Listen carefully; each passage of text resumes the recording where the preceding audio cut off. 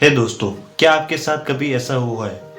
आप अपने पूरे फोकस के साथ कोई काम करने बैठते हो तो आपको कोई दूसरा काम याद आ जाता है। फिर आप दूसरे काम के बारे में सोचते हो तो आपको तीसरा काम याद आ जाता है और आप इतने सारे काम को लेकर परेशान हो जाते हो। फिर आप अपना मोबाइल खोलते हो, उसमें रील्स स्क्रॉल करने लग जाते हो और रील स्क्रॉल करते करते आपके कई घंटों वेस्ट हो जाते हैं। इसके पीछे ये कारण नहीं कि आप आलसी हो या फिर आप वीक हो। इसके पीछे कारण है कॉग्निटिव ओवरलोड। सोचो, आपके पास 5G मोबाइल है जिसमें बहुत हाई स्पीड से डाटा आता है। आपने सोचा कि आप आराम से 4K में मूवी देखेंगे, लेकिन उसी वक्त आपके घर पे आपके दोस्त आ जाते हैं। फिर वो सब आपका हॉटस्पॉट लेकर 4K में वीडियो चलाने लग जाते हैं और आप भी मूवी चलाने लग जाते हो। पर क्या आपकी मूवी इतनी फ्लॉलेस चलेगी? इसका जवाब है नहीं, बल्कि वो लैग करेगी। इसके पीछे ये कारण नहीं कि आपका नेटवर्क स्लो है, इसके पीछे कारण है आपका डाटा डिवाइड हो चुका है। ऐसा ही हमारे दिमाग के साथ होता है, जिसे हम लैक ऑफ फोकस, मोटिवेशन की कमी कहते हैं। बल्कि हो ये रहा है कि आपका दिमाग ओवरलोड हो चुका है। आपका दिमाग एक कंप्यूटर की तरह है। अगर आपका कंप्यूटर कितना भी स्ट्रांग हो, आप उसमें बहुत सारे टैब्स खोल देंगे तो आपका कंप्यूटर अच्छे से परफॉर्म नहीं कर पाएगा और वो लैग करेगा। इसलिए नहीं कि आपका कंप्यूटर अच्छा नहीं है या फिर आप उसमें परफॉर्मेंस अच्छी नहीं आती, बल्कि इसलिए कि आपका कंप्यूटर इतने कामों को एक साथ नहीं कर पा रहा है। यही आपके दिमाग के साथ होता है। आप बहुत सारी चीज़ों को अपने दिमाग में सोचते हैं। घर का टेंशन, पढ़ाई का टेंशन, फ्यूचर का टेंशन, जॉब का टेंशन। इससे आपका दिमाग ओवरलोड हो जाता है और अच्छे से फोकस नहीं कर पाता। इसका रीज़न ये नहीं कि आप लेजी हो।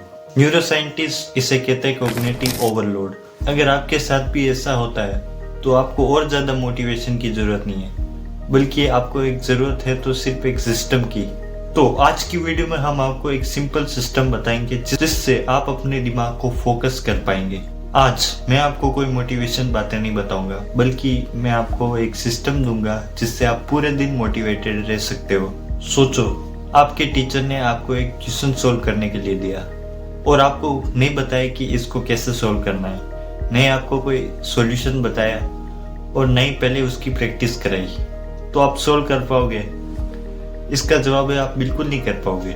वहीं अगर दूसरा टीचर आपके पास आता है, वो आपको सबसे पहले उस क्वेश्चन को समझाता है, उसको पूरा स्टेप टू स्टेप एक्सप्लेन करता है और बाद में आपको उसी के जैसा एक क्वेश्चन देता है, तो आप उसको सोल्व कर पाओगे?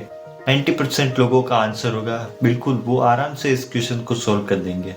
क्योंकि अगर आप अपने दिमाग को गाइड नहीं करोगे तो आपका दिमाग कभी इधर और कभी उधर जाएगा और आप अच्छे से फोकस नहीं कर पाओगे।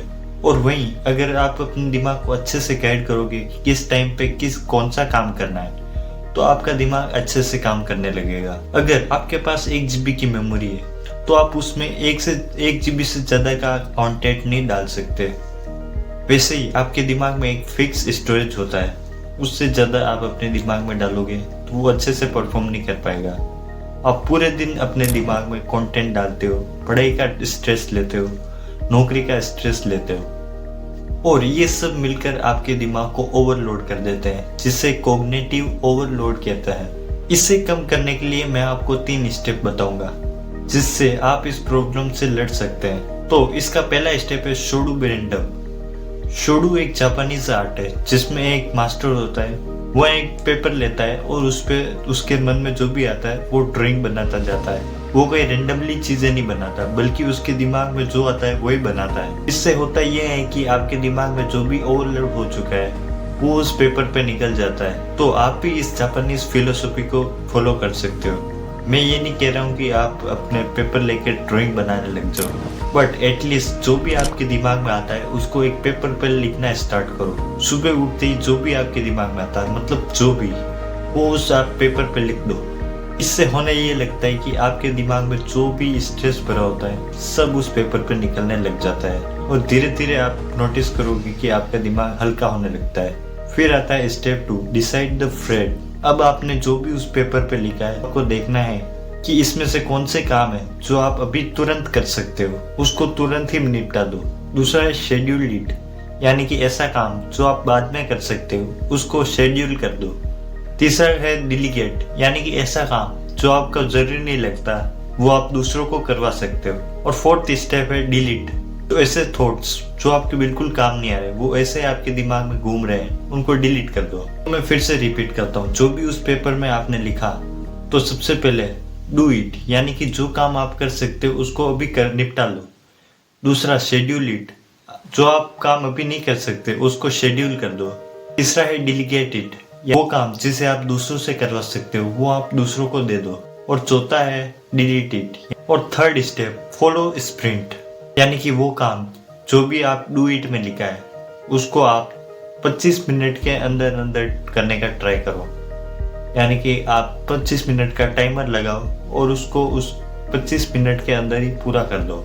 जैसे कि आप पढ़ने बैठते हो तो एक चैप्टर लो और उसको 25 मिनट में पूरा कर दो। आप स्क्रिप्ट लिखते हो तो आप 25 मिनट के अंदर उस स्क्रिप्ट को पूरा लिख दो। इससे आपका दिमाग ज़्यादा प्रोसेस करने लगता है और ज़्यादा फास्ट करता है।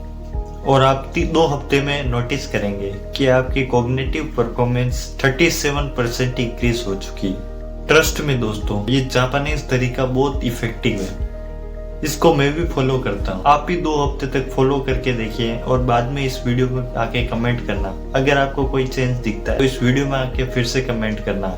मिलते हैं किसी ऐसी ही इंफॉर्मेटिव वीडियो के साथ।